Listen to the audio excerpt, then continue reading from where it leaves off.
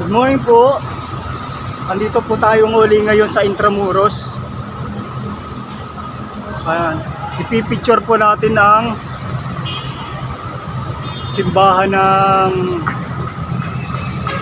Manila Cathedral.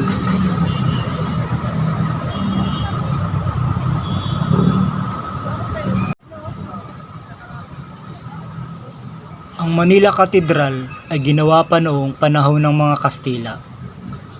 Ang simbahan ng Manila Cathedral ay kinilala bilang Manila Metropolitan Cathedral Basilica. Hindi lamang ito isang simbahan.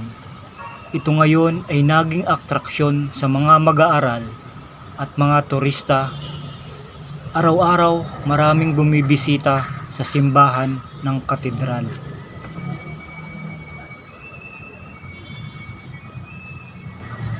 Palacio de Gobernador. Dahil sa disenyo ng simbahan na ito, maraming nagpapapicture dito at mga nagpapaprenup ng kasal. Ang Manila Cathedral na yata ang isa sa pinakamodernong disenyo ang nakita ko dahil sa mga inukit sa pader at pintuan nito. Mistulang simbahan na nga ito sa Italia kung mahahalintulad. Ang pintuan ng simbahan ay gawa sa tanso, kaya pala ganun lamang ito kaganda at detalyado ang pagkakaukit.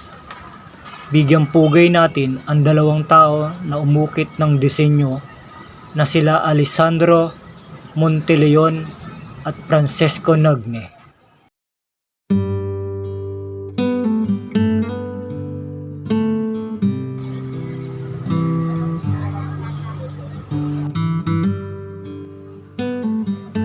Itinayo ang Manila Cathedral noong taong 1581. Walang saktong buwan at araw kung kailan ito itinayo. Ito ay gawa lamang sa mga light material tulad ng pawid. Ang pawid ay gawa sa pinagtahi-tahing dahon ng sasa o niyog at ang pundasyon ay ang puno ng kawayan. Nasira ang katedral sa sunog at sa lindol. Ilang beses na ding napagawa ang katedral at dumaan ang ilang siglo. Sinubukang patibayin ang katedral para sa paghahanda sa susunod na henerasyon. Pero sa malakas na lindol, nasira muli ang simbahan. Maraming beses itong pinagawa. Hindi sumuko ang mga taga-Maynila na muli itong ayusin, patibayin at pagandahin. Ang ating nakikitang katedral ngayon ay ginawa noong 1954. Ang nagdisenyo nito ay ang ating pambansang alagad ng sining na si Fernando Ocampo. Pinasinayan ang simbahan na ito noong taong Disyembre 8, taong 1958 ng Arsobispo ng Maynila na si Rufino João Santos.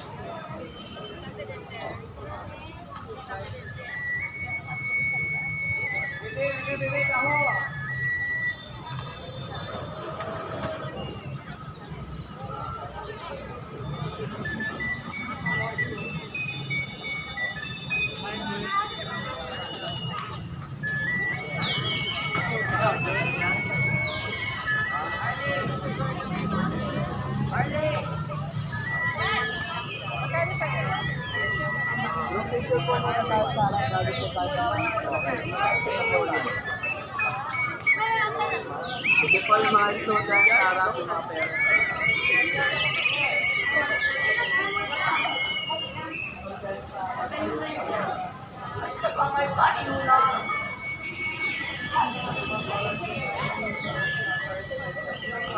TV Corde to Immaculato Contradimus Tus Anak Consecram.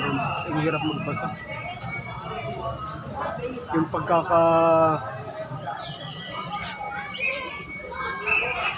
ukit ng mga ano dito, oh. Galing.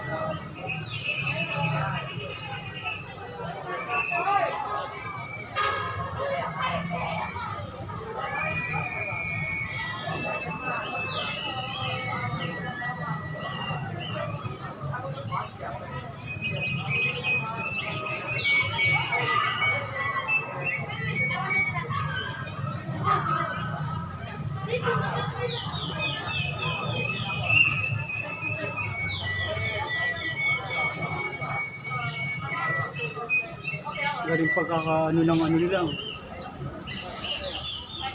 Kahoy lang siya, gawa, inukit sa kahoy pero ang galing. Hindi natin makita kung sino ang nag-ukit.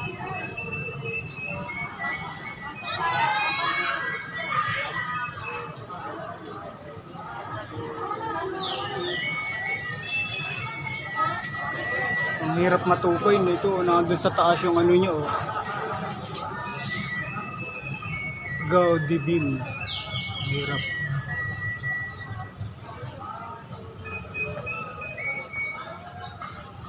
Yan, daming tao.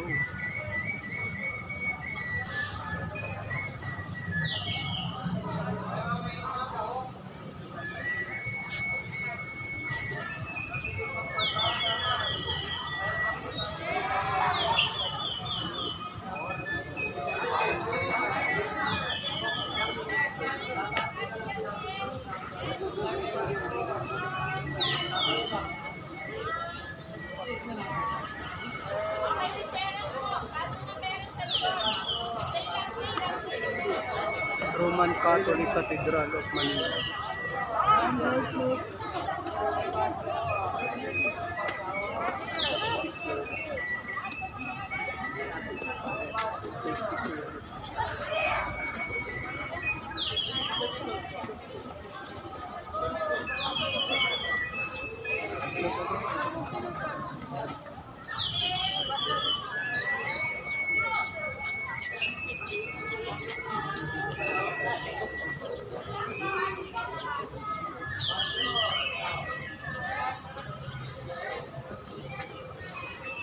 High-tech na ang simbahan na to.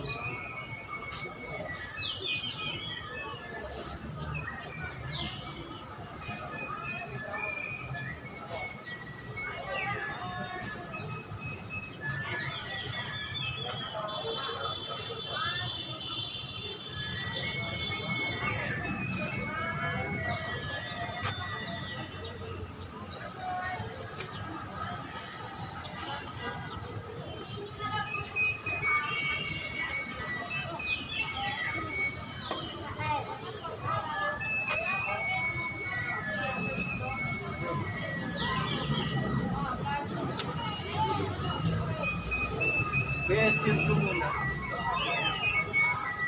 Ay, sorry.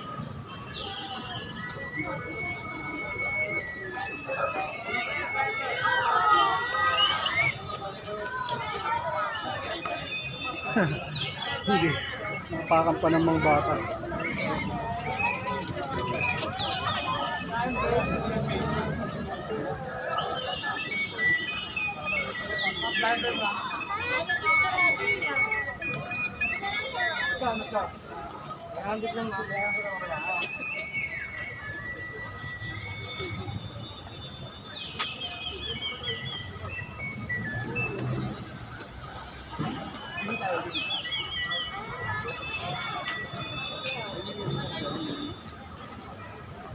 Ito yung likod nyo.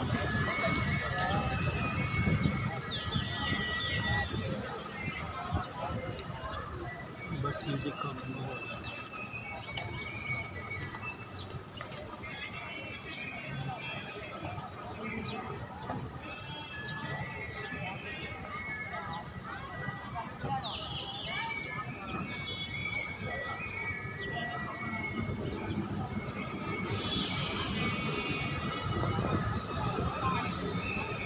Ayo.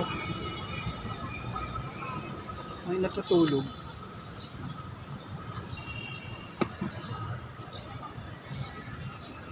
Ang galing oh. Replika ng natutulog.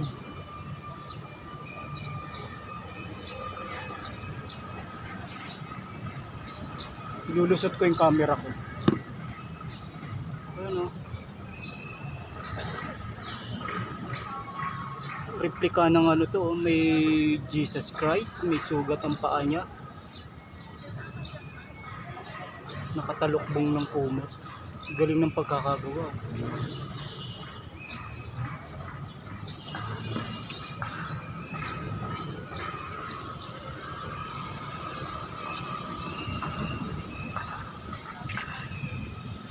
Kanyang likod.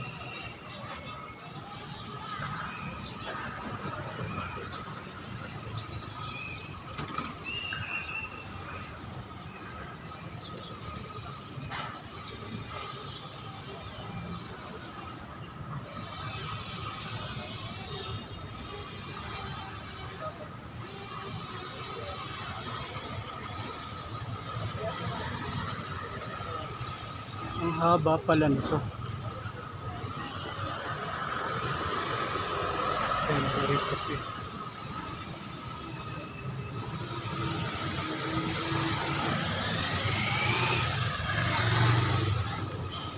Haba pala nitong simbahan na to. Ayun, ang ganda.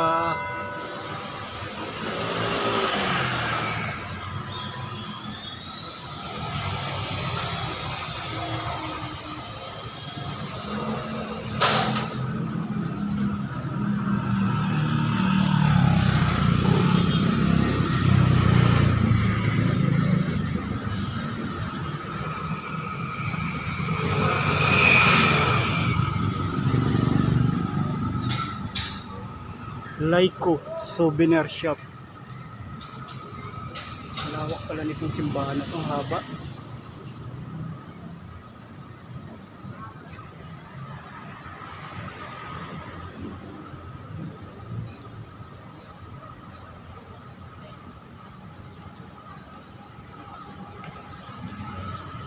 Ano?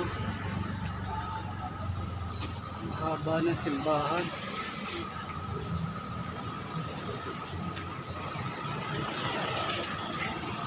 Road Avenue.